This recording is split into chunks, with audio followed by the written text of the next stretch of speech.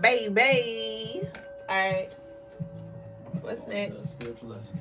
Next up is a spiritual lesson, aka the spiritual blessing. Hold on. Zing, zing, zing, zing.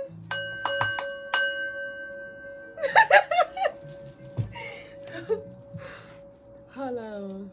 Oh, baby, when you talk like that, he'll make a woman go good. Okay, I hope that's good. You want me to move? Oh. Y'all don't forget to get y'all questions lined up. Peace, peace, family. It's Brother Lagas. So I'm going to talk about our spiritual lesson of the day.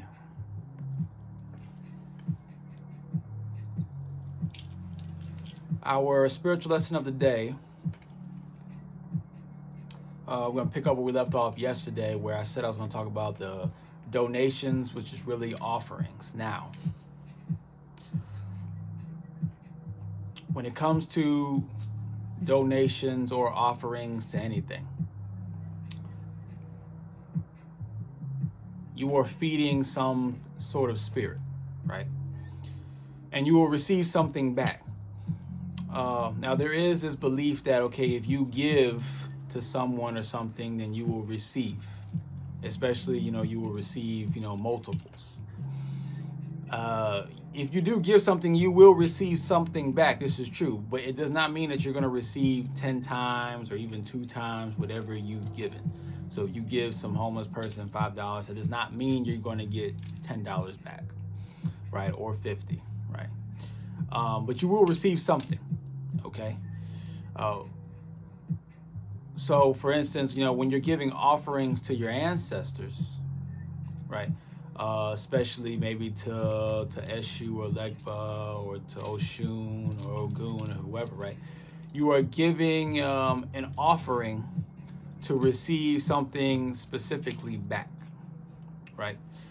It's always best, to give some sort of intention, but also certain energies give some things back. If you're looking for protection or warrior energy, you might give offerings to Ogun or to Shango, right?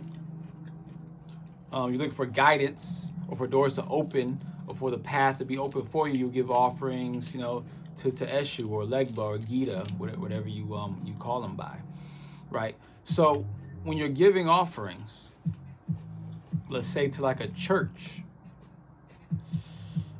and if that church is ran by a corrupt ministry, right,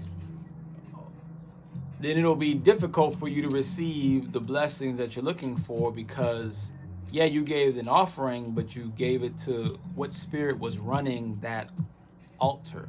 What spirit are you feeding, right? That being said, we allow for offerings to be made only on the strength that we know what spirits that we represent, right? For me in particular, I represent Legba. This is why I always wear the hats. This is why I always have the skulls, right? So it's important for me to allow for space for people to give some sort of offering, right?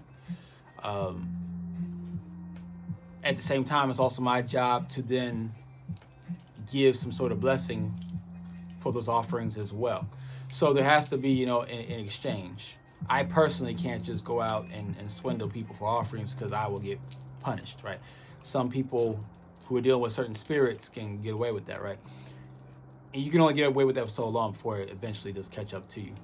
I decided to go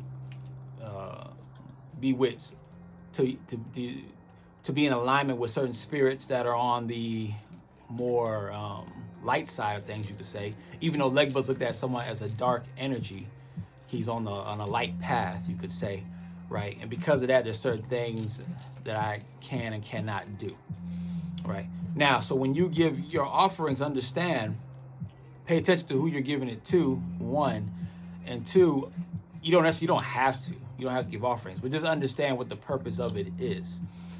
And just like anything, the bigger the sacrifice, the more energy, you know, you'll receive back. But then you got to go into other things too, because let's say you give offerings or you give money. For some people, giving money, you get money back. For other people, giving money, you get love back. For other people, you give money, you get protection back. For other people, you give money, you get wisdom or enlightenment back. For other people, you give money, you get I don't know, doors get opened for you back. You know, for other people, some people give money and then they receive happiness back, right? So, and that's dictated by the spirit that you represent. It's dictated by your birthday. It's dictated by your ancestors, your bloodline, your spiritual line, all these things. So, you know, giving an offering or giving sacrifices and giving donations does not create necessarily the same effect for everybody, but it does have an effect, though.